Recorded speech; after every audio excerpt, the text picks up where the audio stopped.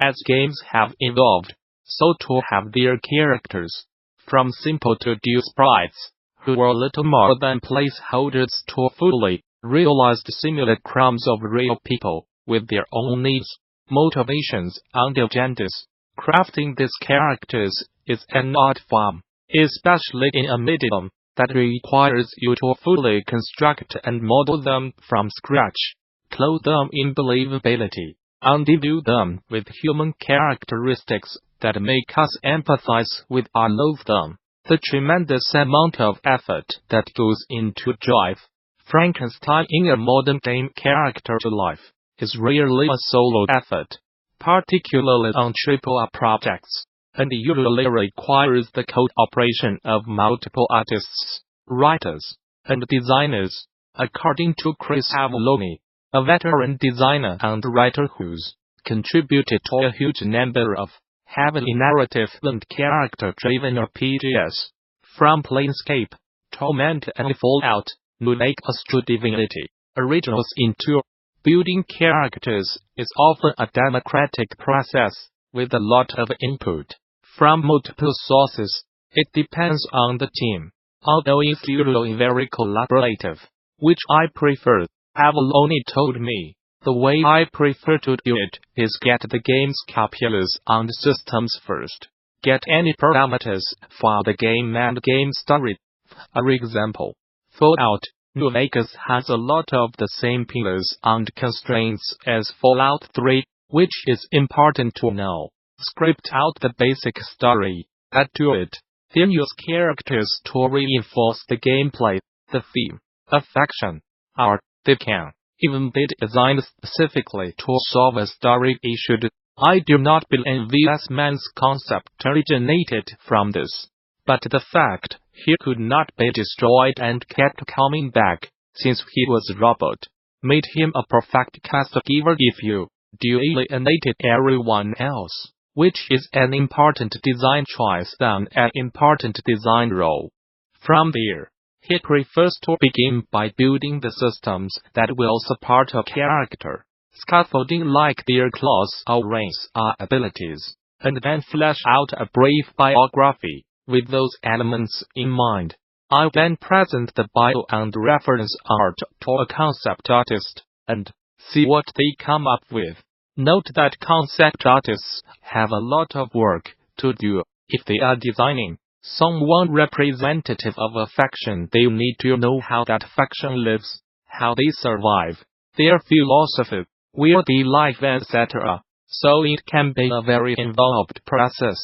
Of course, the cooperative nature of designing with a large team means sometimes compromising your normal creative flow.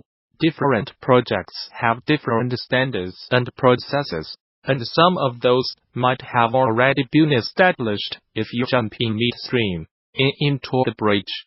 Justin and Matthew started with a sentence or two, Ike, hash out, Avellone says, and Paulino Christova did the portraits. Then I came on with those in place. Matthew and I set up the points of reactivity for how and when the characters would respond, and I did writing based on both their look, scripting calls, and the summary, also taking into account what their powers were.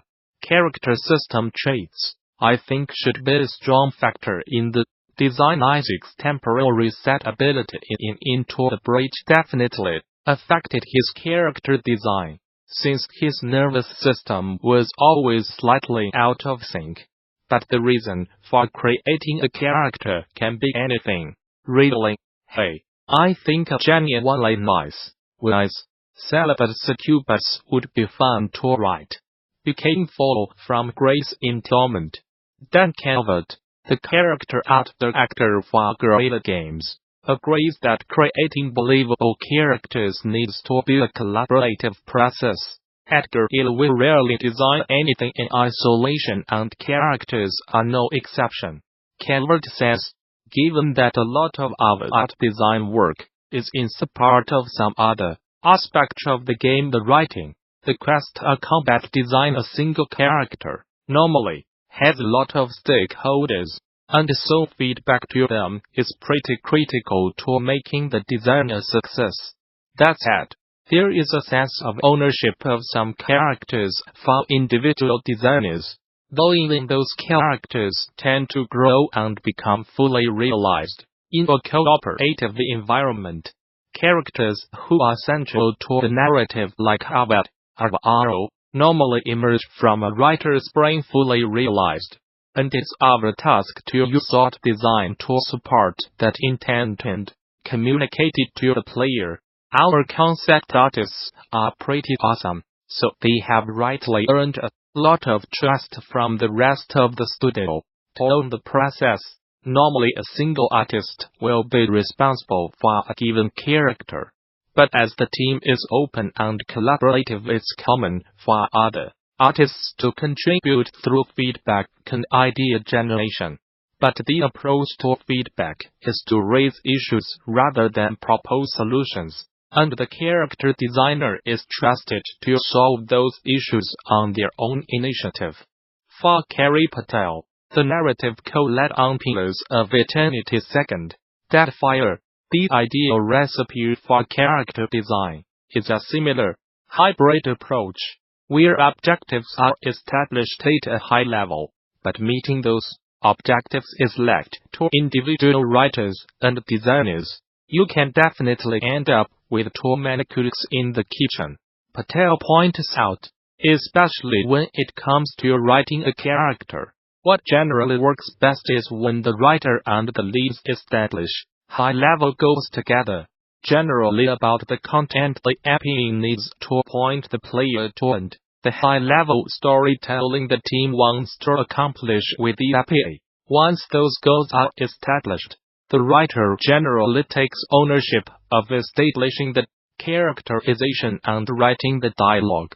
From there, they will iterate based on feedback from the leads and team, especially if some aspect of the character interaction is not clear or is not coming across as intended.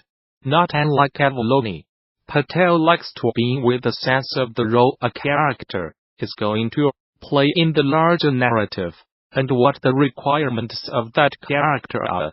Some of the mechanical framework that then leads to more organic components like personality and backstory.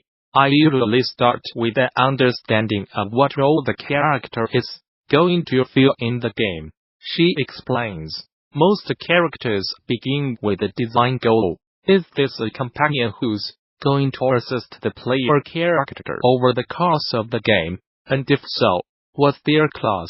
Is it a quest giver? And if so, what's the gist of their quest? Or is it a flavor character who's highlighting a particular detail about the level or setting? Patel says that from a basic premise, like wounded space marine in Mortal Peril, a merchant recruiting the player to sabotage the competition, an archetype develops and then is populated by the little details that make characters feel real and unique. We will build a characterization that makes sense with the basic premise as well as the overall setting and tone, and that also gives the player character something interesting to play off of. Maybe the wounded marine does not think she needs to be rescued, which you can play up for either comedy or poignancy, depending on the tone. Or maybe the conniving merchant frames his proposed sabotage in more virtuous terms, giving the player an opportunity to either engage or disagree with his perspective. Whatever we decide, that's the usual starting point for characters, and from there, we will write the dialogue and develop any unique art assets we may require. With a character almost fully drawn, Patel looks to integrate them as smoothly as possible into the larger flow of the game. From there, I try to find an intersection point between the NPC's function and some detail of the larger narrative. When it's done right, that lets me tie characters into the narrative and setting of the game, and it allows me to feed the game story to the player in an organic, gradual fashion. Avalone also talks about the importance of characters can slot into the larger narrative in a way that supports it, rather than challenges or undermines it. Sometimes the character is designed to reinforce the theme of the game.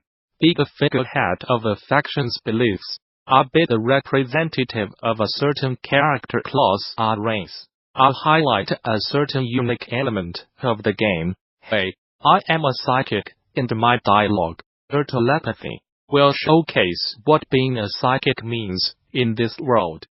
For instance, creating Knights of the Old Republic to create was a mouthpiece for the theme and underlying conflict in the game, but was visually designed to incorporate elements of old Obi-Wan Kenobi, purposely to exploit that cliché in order to subvert it later. For Coward, instead of designing characters and molding them to fit into the larger world or integrate with the narrative,